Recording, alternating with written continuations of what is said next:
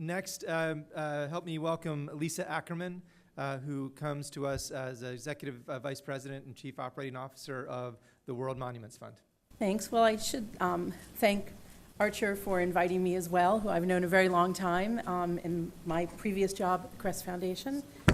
And then also should say that my introduction to historic urban landscape discussion really was as a function of a member of the U.S. ECOMOS board, and was one of the people amongst many of them in this room as well, who were invited to be part of an informal dialogue started by Gustavo Arauz at the time to help us start thinking about this. And I think we all went through the same kind of process of trying to understand how to synthesize something that was so broad and all-encompassing. And I thought that what I could do, because I knew others were really going to deal with the intellectual framework, was give a few examples of how this plays out on the ground, not just for an organization like World Monuments Fund, but for many of our partners in the field. And I should just give a little bit of background that we're celebrating the 40th anniversary of the World Heritage Convention, and World Monuments Fund was started in 1965, so we're headed towards our 50th anniversary. And if I could think about all the challenges that we face in the field today, I realize that they're wrapped up in the first 4 projects of World Monuments Fund in the 1960s and 70s, and we're grappling with the same issues today. The first 4 projects are really emblematic of the ways we have to shape-shift all the time in the way our thinking is. They were engineering studies and trying to find solutions to the Leaning Tower of Pisa, the reaction to the Venice floods in 1966, the creation of a project at Lalibela in Ethiopia that was very broad thinking at the time. It engaged a local workforce of several hundred people, some Italian conservation experts who came, the tapping of the U.S. Embassy in Addis for some funding, and an engagement with the ministry in Addis, as well as the Ethiopian Airlines. So a very broad, encompassing project that was meant to benefit the local community, but also already in the 60s with an idea for how to manage tourism. And then the 4th project was pure advocacy. It was dealing with the fact that a landing strip was going to be created on Easter Island. And while we didn't use the term cultural landscape in the day, certainly putting a landing strip in the middle of that landscape would have forever changed the fate of Easter Island. So in 1996, World Monuments Fund created something called the World Monuments Watch. And it was a way for the organization to really try and have a dialogue worldwide about what the pressing issues were. And when I was thinking about the historic urban landscape discussion, what came to mind for me was in the early years of the watch, there were sites. There was the Taj Mahal, there was the Temple of Hercules in Rome, and there was many other sites, and the notion was that you were going to solve the conservation problems by putting an international spotlight. But as the watch evolved, and as the field has changed in its thinking, there are very few sites on the watch that have solvable conservation problems. There really are constant dialogues on the watch about how we integrate preservation issues with the world in which we live and how we manage tourism at an increasing number of sites. But I think in 2010, there was really an incredible moment where we realized we were about to put 5 Spanish cities on the watch because they were all grappling with this issue of ever denser cities, aging infrastructure, but also that preservation is not at the table.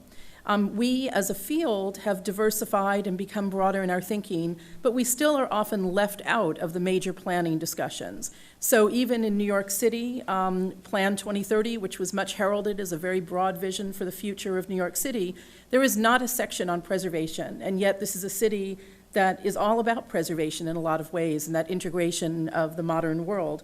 And so the watch has become a vehicle for us to think increasingly about this dialogue. And so I thought I would just give a couple of quick examples of where the watch has brought projects to our attention that have grappled with how you deal with a historic urban core and addressing the needs of modern citizens and visitors. So the first one I wanted to talk about very quickly is the town of Andoaías, which is in Peru. And this is a fairly typical city in the region near Cusco. And the church that was put on the watch in 2008 is this church known as San Pedro Apostol. And it's a very typical, rather humble looking from the outside, Andean Baroque church. The picture on the right is the picture of the ceiling, and you can see how elaborate it is. And just a quick picture of part of the interior. This is an enormously fascinating interior, and it's known often as the Sistine Chapel of the Andes, or the Sistine Chapel of the Americas, or the Sistine Chapel of Peru, depending on what book you pick up. But there is no doubt that there is a glorious, very highly elaborate artistic interior. And it reflects the fact that this was a church that was founded by the Jesuits but had a local workforce, so it brings together all of the things one might imagine. And it was put on the watch for the typical reason of years and years of deferred maintenance. But what it sparked was an incredible opportunity that really nobody could have imagined. So the conservation project started, and the parish priest became very engaged with this idea that this could be a training opportunity for local youth. So he started a youth program, and in the orange shirt is my colleague Norma Barbacci, who has worked on this project with our local partners for a long time. And it also sparked the idea of creating a Heritage Day that would happen once a year. And, again, this started as a conservation project, but migrated to really being something that embraced the idea that this was a beacon in the community and could help address other issues. So this Heritage Day has now run twice and been very successful, brought out the entire community. It also engaged local university professors and students, and they began to map the city. And one of the other things that they began to think about was their own history, and they petitioned, successfully I might add, the Peruvian government to name them the first ever historic urban center in Peru. And so they now have a designation. They are thinking about tourism because they are not so far from Cusco, which is often very overrun with tourists, and they don't see tourism as solving all their problems, but they recognize that if they could siphon off a percentage of people going to Cusco, it would enhance their economy.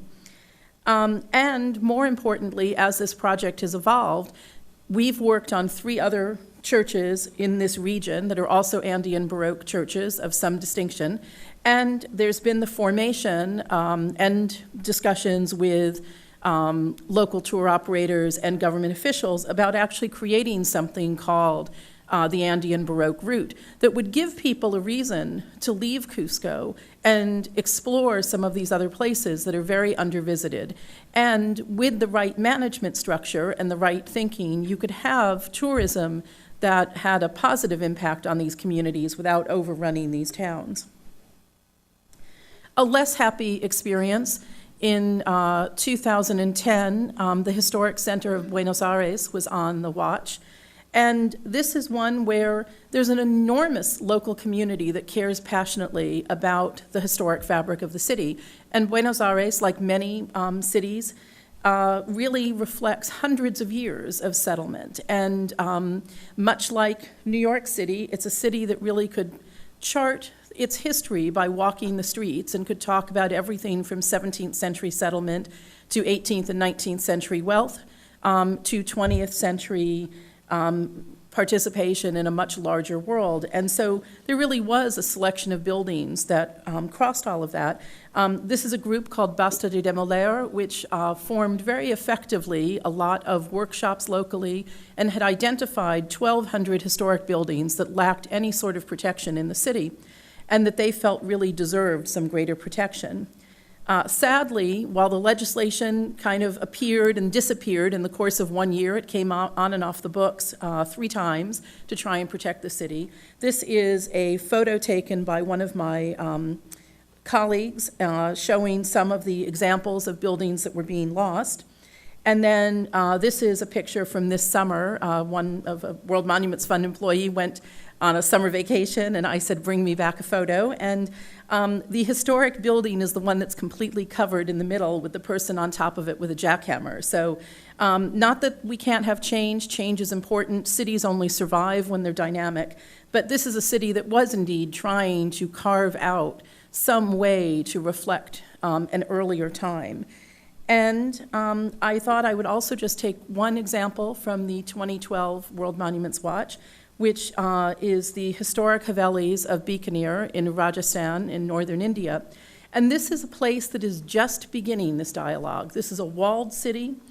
It really is very unchanged. It too, like many cities that have lived a long time, show reflections of indigenous Rajasthan culture, Mughal influences, even British influences, and these very, very evocative buildings in this walled city are now beginning to be dismantled, and new construction, and there's obviously a pressure to modernize the interiors, and the age-old discussion of isn't it cheaper to just tear these down and build anew, and then we can have all the electrical outlets we want and all the appliances, and all of the discussions that we have in every city across the globe.